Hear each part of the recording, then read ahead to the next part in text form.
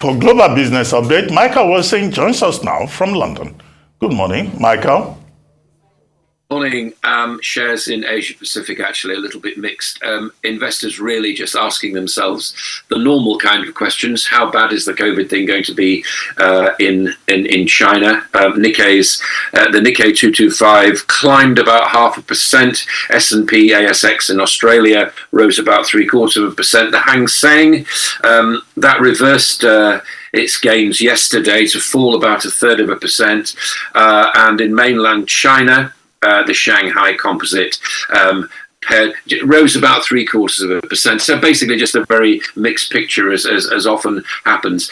Talking about a mixed picture, Malaysia, we were talking about that last week, had its elections over the weekend, and all that's been produced there is a hung parliament. But interesting that the general mood of the country, particularly amongst the young, appears to be moving slightly more conservative. Stocks related to gambling and alcohol consumption in Malaysia sold off on Monday as the Islamist Party won more seats. But the king has said that something must be decided, so the various parties will be talking to each other, no doubt, even as we speak. As far as the United States is concerned, stock futures, little change. Basically, again, slight worries about China there.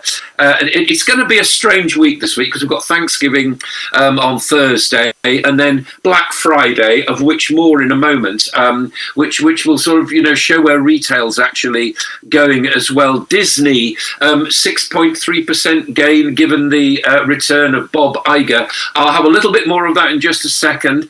Meanwhile, S&P 500 and Nasdaq down very, very slightly. So what about then Disney and the changes there? There's a growing feeling amongst investors. I used the headline baffled, but I don't know whether that's the right word or not. I have to say this to you. There's a growing feeling that things are not quite as they should be. What apparently happened there was a big rebellion against the senior management there. And Iger is the guy who you will remember said, there is absolutely no way that I'm going back to Disney. And now he's back there and he's trying to do things. I think the feeling is that something needs to be done about Disney, but maybe the management way, maybe getting new management in just like that is not the best way within which to do it.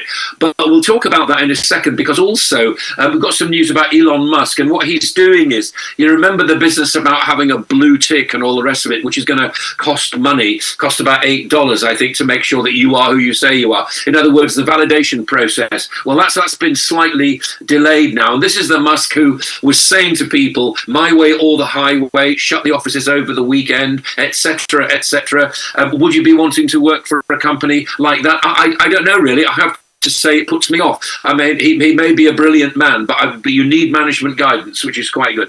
Let's come back. Let's come back to Europe and talk about German factory gate prices. Now, there's a real hope here. They fell for the first time in 2 years, and they fell quite a bit as well, 4.2%. There is a feeling, it's only a feeling, that this might be the peak of inflation as far as Europe's largest economy is concerned. Remember that the ECB, which we've covered in detail, has raised interest rates 2% since July, and probably will be raising them again next month. But it does look as though, from these figures at least, as though there's some sort of peak in inflation in Europe's largest economy, which is Germany. Okay, let us talk about the UK now. Rishi Sunak, remember, I was saying to you yesterday, he was talking to the so-called bosses organisation, Confederation of British Industries, CBI, in the Midlands, and he's dismissed talk of a Swiss-style trade deal with the EU. I mean, I'm mystified as to know I know where this comes from. It comes from people actually thinking that over the weekend there was a lot of talk about a so-called Swiss deal with the EU. Well, there is no such thing as a Swiss deal with the EU. What the Swiss have is a number of different relationships with different countries within the EU, and that's certainly not necessarily something that Rishi Sunak wants to do. What at the moment is, for better or worse, he is actually saying Brexit, as proposed by Boris Johnson, is the way to go. Well, we'll see. But whether or not there is a softening of the relationship between the UK and the EU, that's entirely likely. We're told that Jeremy Hunt likes that. So a slight division between numbers 10 and number 11 Downing Street, which is often the way. Finance Minister disagreeing with the Prime Minister. For its part, Keir Starmer, the Labour leader, will be addressing the CBI. What he will be saying is, and is dancing very delicately around this, does not back unlimited immigration. If you remember, the Confederation of British Industry, the bosses organisation, has been called for some kind of increase in skilled migration to help the labour shortage in this country, which is absolutely extreme at the moment. But we'll get more details of what he says when he says it later on today. Black Friday. Now, I don't know whether it happens a lot as far as online purchases are concerned. There's always this warning now. What appear to be bargains are not necessarily bargains. So the people who comment on these things are saying, if it looks like a bargain, just test it out against other prices, particularly online. Because Black Friday, again, something that the UK, I don't know what it's like in Nigeria, but certainly something which the UK has imported from the United States. Black Friday being the day after Thanksgiving. We don't have a Thanksgiving. I don't know why I've imported it, but we have. And it's another opportunity for retailers to get back in the black.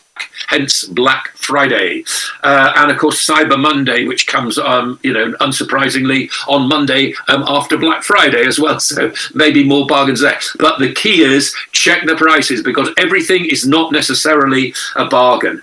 Oil prices, as the market puts it, relatively heavy at the moment. I take that to mean that they're not really going anywhere. Again, what will demand be from China, and indeed whether or not the reduction in Russian oil supplies, and that has had actually the rise in price effect that people thought it would. I don't think it has, but again, we'll see about that. And finally, the fallout from FTX continues. Coinbase is the latest to see its share price tumble as the Bitcoin slide continues. There is a great deal of confusion and worry that maybe the FTX contagion. And again, remember that we're talking about billions of dollars. How many of billions of dollars? Nobody's quite sure at the moment. But daily volumes in cryptos are trading between 30 and 40% below the average for this time of year. That is the global view. All right, real quickly, Michael. Number one is the fact that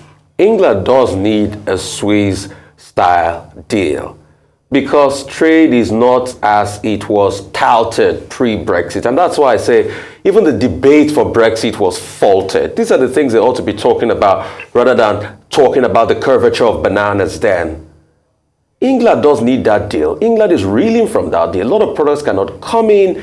Northern Ireland problem is still there. So why is Rishi Sunak denying this? And that's why the business community is telling him this. Secondly, I'd also like to talk about, all in all, the Bank of England now saying there should be stiffer bigger regulations as regards cryptocurrency based on what happened to FTX and all of that. There's a cascading effect. A lot of people too are trading crypto in the UK. There are crypto exchanges too in the UK. What if this goes bust with the very fragile economy the UK has got now? I would imagine that everybody is saying that crypto needs to be regulated, and the only sound, Rafai, that we have about this is the sound of stable doors being bolted, as it were, after the horses have gone. Crypto is meant to be outside fiat currencies, and as I say, I feel as though investing in it is something for the very brave or the very foolish or the very young. I suspect very brave, to be honest, is the absolute bottom line. And until it becomes part of the furniture, i.e. you don't really recognize it, it's like a rug, or it's like the normal thing I say is about, as you well know by now, it's like a jet engine on a plane. I'm going to fly on one in the coming weeks. I've got absolutely no idea how a jet engine works, but I'm confident that it does, and it'll take me to wherever I want to go. That's really where crypto is going at the moment. But I feel as though there's a lot of things tied up with FTX, and a lot of it is down to proper regulation, is down to the normal kind of things that you wouldn't expect. It doesn't matter what the company's actually involved in. Some of the things that apparently went on there, and again I say apparently because nobody's come up with the final picture of what actually happened there, would not be allowed within a corporate company. So I'm very unsurprised that organisations like the Bank of England want more regulation. I think everybody does. As far as Brexit's concerned, look, I think, as I said, I think what happened here was, I'm only quoting this because it's what he says, and I am, by nature a reporter, so that's what I do. But I think that what happened was there was some kind of idea that maybe a Swiss-style trade deal might well happen around this rather softening of what's actually happening in terms of the relationship between the UK and the EU. I honestly think that is a side issue. As I said, I don't understand what Swiss-style trade deal is. There is no such thing. What it means is it's cherry picking bits of this and bits of that and bits of the other, which the EU is not very happy about because it still wants to punish the UK for withdrawing. No, I think that what if anything, what this has shown, it's not so much about trade. I wish it were. I don't think it is. I think it's more about security and it's about foreign policy. And I think the EU has got a lot to learn as far as that's concerned, which we're seeing now because we've got NATO, we've got Russia, we've got Ukraine, we've got the EU, we've got the UK, and the UK has definitely been on the front foot as far as Ukraine's concerned, and that has not gone unnoticed in the EU. And the EU are very, very keen to have us as their advisors and partners as far as security and foreign policy is concerned. I think that's the way it's probably going to go. All right, thank you very much, Michael. Now, obviously, talking about Black Friday, just to respond to your question earlier on, if it's something in Nigeria, it has definitely been imported from the US, as the UK has imported that culture. And I do believe that the warning for the UK is also applicable here in Nigeria, just to balance that conversation. And then with Elon Musk, no surprises there, having the reality that his introduction of a payment for the blue tick verification has come under a lot of criticism. However, I would like to see, and time will tell if indeed this will become reality. And then finally, just to talk about another fallout from Brexit, which is the massive, employment job shortage in the UK, the labour shortage in the UK. And just to speak to that, going from Sir Keir Starmer's stance on not sticking with his plan to not back unlimited immigration. What's your take on this? Do you think that perhaps this is something to consider because he's pushing for developing talents locally? As we recognize that as we have had increased immigration or migration in the UK with foreigners coming, there have been talks around where they've come to take our jobs. There have been talks around that the UK residents themselves do not have access to these jobs as lower wages means that we can, they employ foreigners as opposed to British residents. What's your take? Should we be looking perhaps in Sir Starmer's direction? What I think about the labour shortage is this, that I think most people in the UK would encourage the import of skilled labour, i.e. if there's somebody filling the jobs, whether it be in the medical profession or whether it be in construction or infrastructure and so on. I think what people don't want to happen is what happens right now, is that when illegal immigrants come into this country, they just vanish. I mean, that's the problem. And I think that happens with a lot of open democracies. I don't know what it's like in Nigeria, but certainly here, when they come across the channel, they just disappear. And they're very happy to take the benefits, and they don't necessarily need the work, and maybe they go into drug gangs. Who knows? I mean, there's a lot of this debate at the moment. I think what politicians want to do is to occupy the moral high ground on this, and they want to say to people, look, you want to come to the country and work, that's absolutely fine, good, and they want to say to the CBI and all the various other SMEs around the country, yeah, we encourage skilled people. What they don't want to do is have unlimited immigration, and that's something that the Labour Party has got to be really, really careful about, because they are the opposition party, they're not the governing party.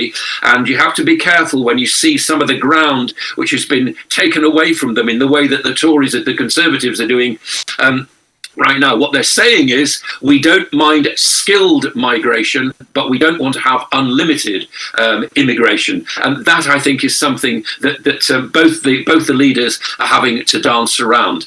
As far as Elon Musk is concerned, I mean, I remain skeptical about it. I've got no idea what's going on in the company. Apparently, everything was closed over the weekend, and now it's open again. And he's got rid of some senior engineers, and they're still worrying about the verification of it. I really feel as though Twitter and Facebook too, if you come to it, these social media companies have no conception of the trouble that they're going to get into, because information, data has become the new gold, the new oil, and you know, people are going to say, I don't wish to give information about myself. You want to go on Twitter, you want to say something, that's completely up to you. But with freedom comes a price, and the price is that people will insult you. They may not agree with you. They may not even be genuine, and that, of course, is something that Elon Musk is really worried about. What are his total future plans for Twitter? Possibly a financial services company. I mean, that's something which, in other words, make it a financial utility. That could be a way forward. But at the moment, the teething problems with the way he wants to take it are writ large, aren't they? As you quite rightly observed. I mean, who knows about that? And your final thing was Black Friday. Yeah, I mean, this is a silly import, isn't it? It's a way of retailers actually supposedly boosting their profits in this long run up to Christmas and all the rest of it.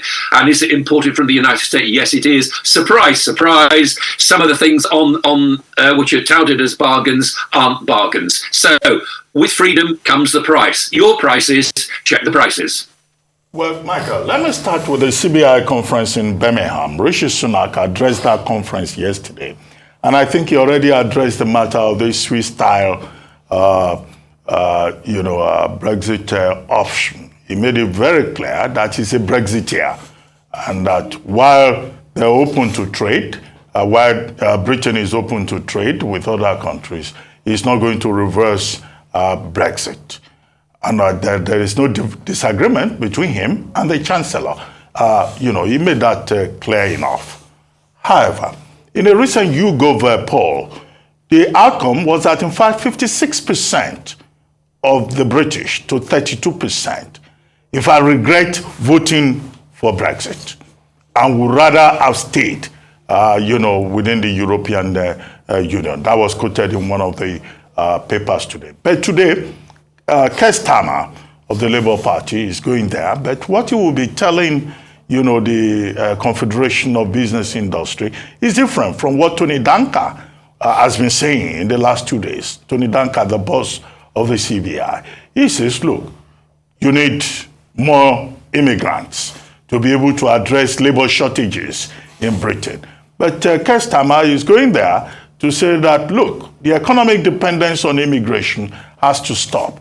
So, like Mr. Sunak, maybe he too wants to show that he believes in the sovereignty of Britain. But so I think that, in a way, Britain is dealing with certain contradictions in terms of its exit from the EU. And the EU officials have responded to say that, look, trade relations without freedom of movement, Swiss-style engagement, unless freedom of movement is part of it. So it will appear that Britain is at a crossroads with this issue of trade relations with Europe. That's one. Number two, the Bank of England, the person that spoke calling for regulations of cryptocurrency is Sir John Conliffe, the Deputy Governor of the Bank of England in charge of stability. And he is saying that, look, the way Cryptocurrency is developing and expanding. Now is the time to put the regulations in place. There is a financial services bill before the House of Commons where a clause there is talking about this same regulation. But the issue is, what kind of regulations? Because the kind of regulations will matter. What kind of regulations will you recommend? After all, FTS boss, Friedman, was saying that, look, they take licenses from all the places where they operate. So if you don't have the right regulations, it won't work. As for IGA, the tale of the two Bobs at Disney Plus, well, already he has started. He has fired the head of the entertainment division, who is said to be a Chapek loyalist. Is likely to fire more people. The stock price of Disney Plus has gone up by about 6% in New York. So what are we likely to see under Bob Iger? Yes, he said he won't come back. He said that in January, but he's back there now after being the boss of the place for 15 years. And it looks like he's going to cut off a number of heads. All right, I'm going to quote what Bob Iger said. A new structure that puts more decision-making back in the hands of our creative teams and rationalizes costs. That's what he's going to do. What does that mean? Who knows? I mean, what does that actually mean? A new structure that puts more decision-making back in the hands of our creative teams and rationalizes costs, having just sacked the head of creative at Disney, as you just said. What does that mean? What message does this send to investors when a team of senior executives can oust somebody over the weekend in a very, as I understand it, a very underhand way, and they bring back an old guy who says, I'm never going to do this again. Oh, here he is. He's doing it again. What does that say to you about the management strength of Disney? Number one, do I need to answer that question? I don't think so. Hunt and Sunak. Now, Hunt was a Remainer. Sunak is a Brexiter. That's where the disagreement comes from. I think that what will happen is, I think the Chancellor, the Finance Minister, Jeremy Hunt, will push for a softer relationship with the EU, but there won't be a Swiss-style deal because, as I keep saying, I have no idea what that means. I don't think anybody understands what that is. That's something which has grown up over the years. And certainly, I mean, again, I know it. I don't pretend to be an expert on politics, and I tend not to get drawn into those kind of waters. But I can tell you this absolutely, that this government presently, weak as it is, does not want to get drawn into more worries about should we, shouldn't we, did we, didn't we, all those kind of maybe we did, maybe we didn't arguments about Brexit. It has happened and they need to make it work, for better or worse. Now, will it be about trade? It might be, but as I'm suggesting now, I think that will get subsumed. That will still be an issue, no question about that. And as we may well be seeing, as I was reporting earlier, that inflation is falling within the EU. Let us hope that is true, and let us hope that the ECB doesn't have to ratchet up in interest rates. And let's all hope that we live in happy cooperation. Of course, that isn't going to happen. What will happen is that maybe the EU will realise that the UK has got a lot to offer in terms, as I said before, in terms of foreign policy and in terms of security. That, I think, is probably going to be the issues on which they go forward. But there will be no backtracking on Brexit. The time for that will be in a couple of years' time, possibly, when the whole of the British nation has an idea about whether it was a mistake or not. But right now, politicians will not get drawn into that. And if they don't want to get drawn into that, it doesn't matter what the CBI says, doesn't matter what the editorials say, doesn't matter what journalists say, if they don't want to get drawn to it, they won't. Believe me. So that's that. And what was your final thing was Bank of England and regulation. I don't know how would you regulate crypto? Would you bring it under the same rules that apply to corporate Britain? I guess you would probably. But how? I mean, it's international, isn't it? It doesn't have any borders, so it would be very, very difficult indeed. I have no ideas how it ought to be regulated. I suspect that probably it'll almost regulate itself, if I can throw a very weak answer at you, which is to say that when people look at how it's actually moving in the mainstream, companies like FTX, and you see what happens there, then they will avoid it until they know better. But right now, it's to be. I think most people are just. Well, thank you very much, Michael. Now for business updates across the African continent, Rotus Odiri joins us. Good morning, Doctor. Good morning, Rufai. Ayo Myro Essay. Good morning, Rotus. Welcome Good aboard to the greatest media company the world has ever known. Good Thank to see you very much, Rotus. Yes, indeed. Yes, indeed. We begin with the Central Bank of Nigeria, the Monetary Policy Committee. It's day 2. It's decision day for the MPC. They're going to be looking at a number of metrics with respect to the Nigerian economy. Just to take everybody back, remember we've had about a cumulative 400 basis point increase since July. Went from 11.5% to 13% in May. Then we had 13% to 14% in July, 14% to 15.5% in September, and now where do we? Oh, I don't know. Are they going to hold? If you hold a gun to my head, I will probably say they will hold the rate at 15.5, but a lot of people feel that the MPC is going to raise rates again because, despite all the rate hikes, inflation is still at a 17-year high, 21.09%, and that continues to persist. So we'll see what happens. I think at about, later on this afternoon, I think about 2 o'clock in the afternoon, so we'll find out what the decision is. But again,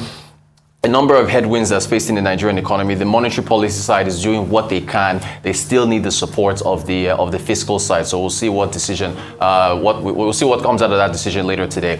To the World Bank. The World Bank has put out its latest Nigeria Public Finance Review, Fiscal Adjustment for Better and Sustainable Results.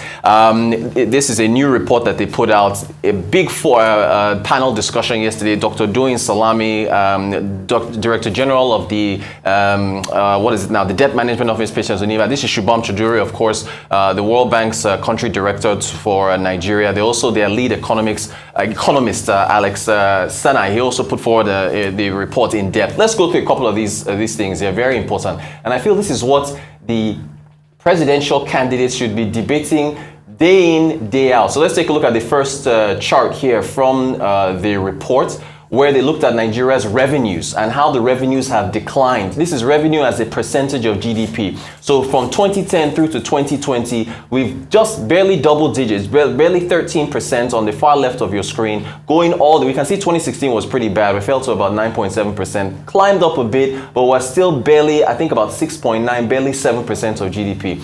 You move on from that and take a look at this revenue as a percentage of GDP compared to sub-Saharan Africa. Look at Nigeria. 2010 through to 2014, 13.5% revenue as a percentage of GDP. 2015 through to 2020, look at that, 6.9%. Sub-Saharan Africa is 20%. LMIC, low medium income countries, 23.9%. The rest of the world, 24.2%. So it's just really, really low with respect to the revenues. We move on from that. Taxes. Nigeria famously raised VAT from 5% to 7.5%, but we're still incredibly low. We're lower than Djibouti, we're lower than Botswana, we're lower than Guinea, Rwanda, Senegal, Tanzania, Togo, Madagascar, Burundi, Burkina Faso. We're all the way at the left end of your screen, the red dot there. So one of the big debates they had yesterday was the panel. I think Ben Akabo is the Director General of the Budget Office. He was like, tax the rich, raise taxes. Doyin Salami felt the same way. Patience Oniha felt the same way. Taiwo Oyedele of PwC kind of pushed back and said we should close loopholes and try to look at, because you cannot raise taxes when the economy is still recovering. Yeah. Move on from that. Now, this is your tax to GDP as tax to GDP percent. There's 4 quadrants here. The top left of your screen, high tax collection, low effort. You've got Luxembourg there. That's technology. You don't have to put too much effort into collecting your taxes. To the right of your screen, high tax collection, high effort. You got Finland in there, New Zealand, and some other nations. The bottom right, low tax collection, high effort. I think that's Indonesia, where they put a lot of effort into collecting taxes. Now look to the left of your screen, low tax collection, low effort. You can see Nigeria, the red dot there. We are in that very bottom there, where we're not even doing that much to try and collect taxes, as much as we try to talk about widening the tax net. You move on from that to the next chart here, and you will see. Let's see what our next chart is. changes in support for government to collect taxes. This is very important. So on top of the fact that you've got low revenues, you're not putting enough effort into collecting taxes, your policy don't even believe that you will spend the money well. So the trust deficit is so large. So basically what this chart is saying that between, as far as 2011 to 2020, the support for government to collect taxes has fallen into a deficit of negative 19 or 18% for Nigeria. So that means it has eroded. That is, the public does not believe in the government's ability to collect taxes, on top of the fact that your tax collections are already low. This now compounds your ability to now raise taxes where you badly need revenue. So there's a whole lot that the government has to do here to convince people that they are going to collect taxes and the taxes will work for them. And then this next chart, I think, is on fuel subsidies. I think, yeah. The only thing you need to see here is the red portion of these charts. 2020, fuel subsidies as a percentage of revenue, 107 billion. In 2021, look at that jump, 1.4 trillion. And look at what's even more alarming. January through April of 2022, 948 billion. In just the first 4 months of this year, 940, almost a trillion naira has been collected. So if you extrapolate that through the year, you're looking at 4.3 trillion naira in fuel subsidies. So it's just a cacophony of issues that Nigeria's revenue structure is facing. I think that's about it. We move on to Emirates. I had to bring Emirates up. Emirates made half-year profits, $1.2 billion in the first half of this year.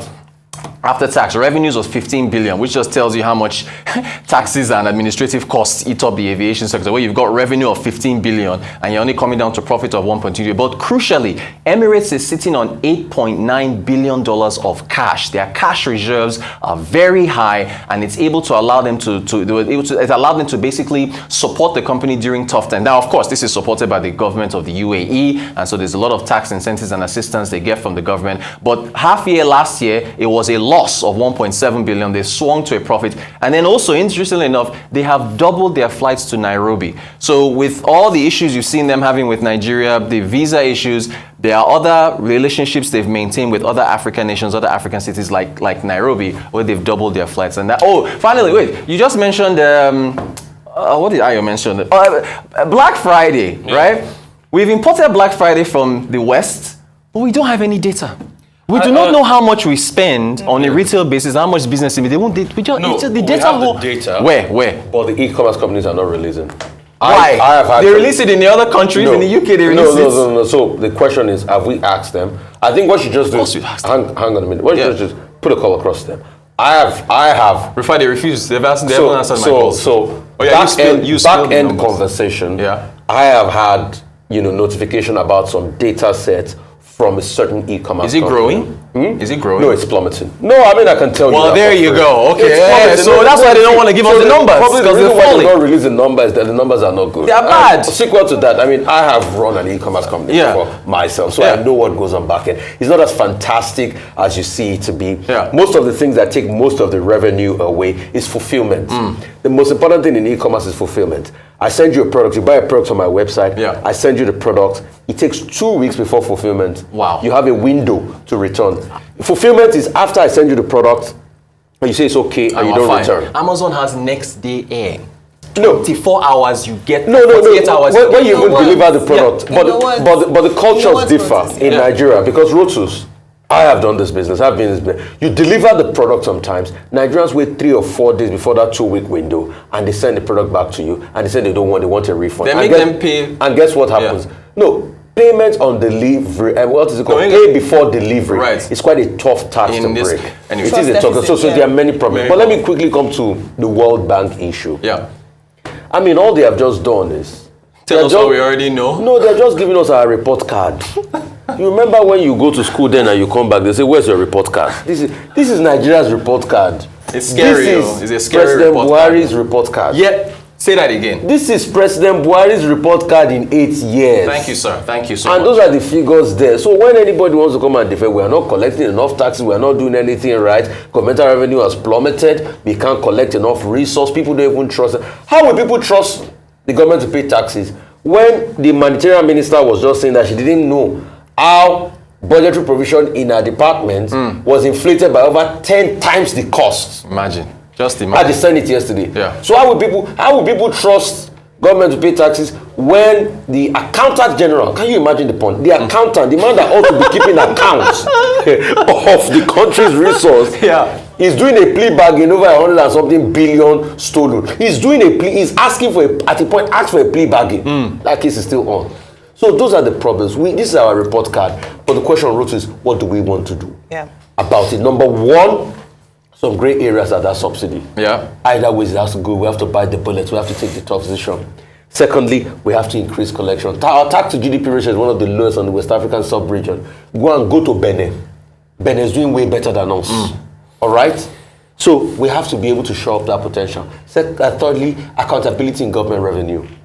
Block too many leakages. There are too many leakages. So it's not really about increasing taxation, but it's about blocking the leakages and loopholes there. Fourthly, fiscal discipline. When are we going to be able to embrace that and do it once and for all? So those are the things. This yet again is our report card. It is. And you are all seeing is red. You remember there used to be a man then back in the days that he's a man now. Now back in the days his mom was not lettered. But the only thing his mom used to look out for in the report card is red biro. Yes, so which indicates why is red biro so plenty in your report card? And that's the case with Nigeria. Someone red biro in our report card. Very unfortunate. Okay, please go ahead. I was just going to talk about that, especially with regards to the fact that you've talked about this being the report card of the current administration. And we have an opportunity to hopefully correct that or have that as one of our key factors for the next administration. Do you think any of the, well, I wouldn't say, but none of the candidates really speak into the fundamental issues of economic matters? What's they have. I mean, so, you know, the Lagos Chamber of Commerce and Industry, Atiku Abubakar has put forward his manifesto. Peter Obi, and my doctor was talking about it earlier, he's been consistent in saying what he wants to do, even though his manifesto is not out. Asiwaju Bola Ahmed Tinubu has his own manifesto. They've all put it, but they haven't addressed the how. How will I increase revenue? How will I, and being granular. So they've talked about it, but they need to give us more information.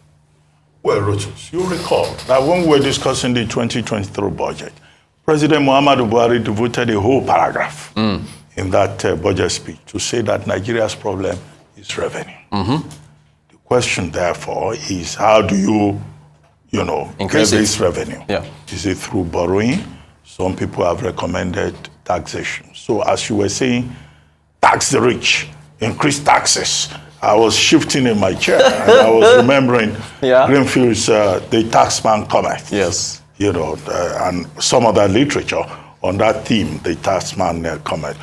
Nobody likes to pay tax anywhere in the world. Correct. But the major problem we have here is that we don't even know how to collect the tax.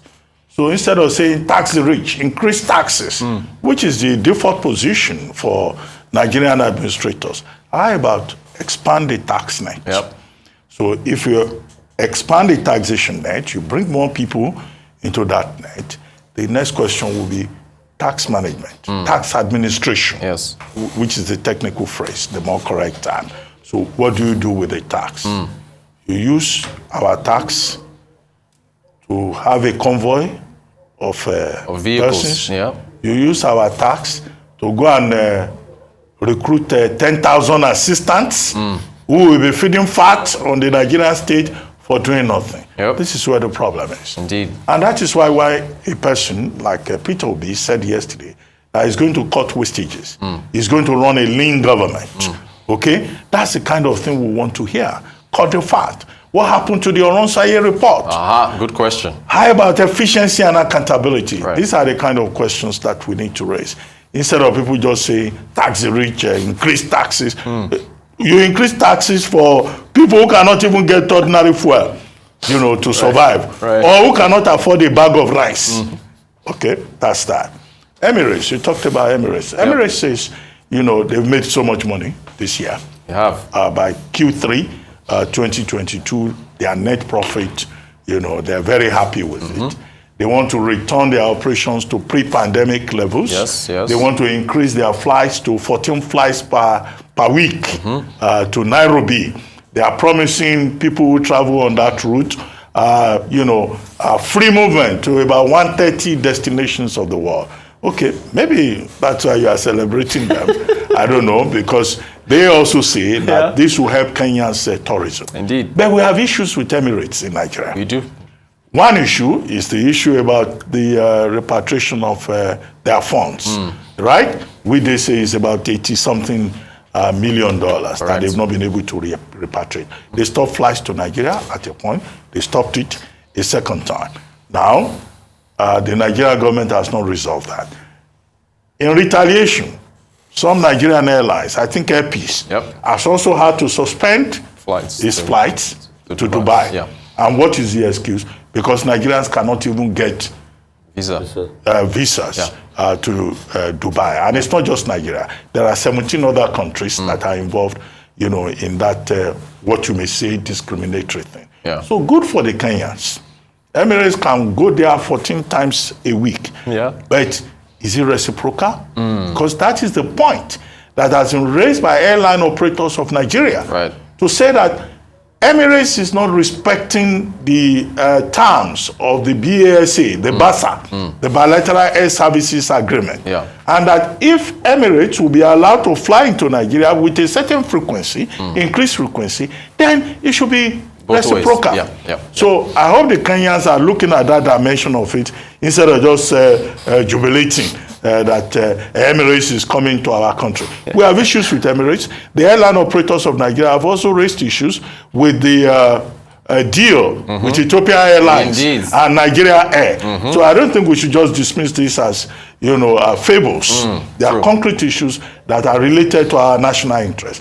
Finally, all over the world, except maybe in Japan and in Turkey, the standard response to inflation is to keep increasing rates. The Japanese, they say no. The Turkish, where inflation is about 83%, they say no. But elsewhere, across Europe, the United States, we've seen an attempt to tighten monetary policy. Okay, inflation now in Nigeria is over 21%. Right? Incorrect. Things have been worse since the last MPC meeting. So what do you think the CBN of Nigeria is likely to do next week? Will the MPC take an accommodative stance? That is, we wait and see. We want the step we took the other meeting to further yield results. Or they will tighten monetary policy further. I think they will hold. I'll see what they do this. I think they will hold, but there's a number of analysts say that they will hike again. I think they will hold to take their accommodative stance. We'll see what happens. No, but I think they'll hike again. I know it's divided. They want it to coincide with what they are doing as regards to Naira redesign. So it's a multiple pronged approach they want to have because at some point for them, they really want to attack inflation head on because it's trimming off income badly. So I think they will. Let's see what they decide. We'll see what happens. Whatever they decide, we'll look at the implications. Absolutely. Thank you very much. Thank you.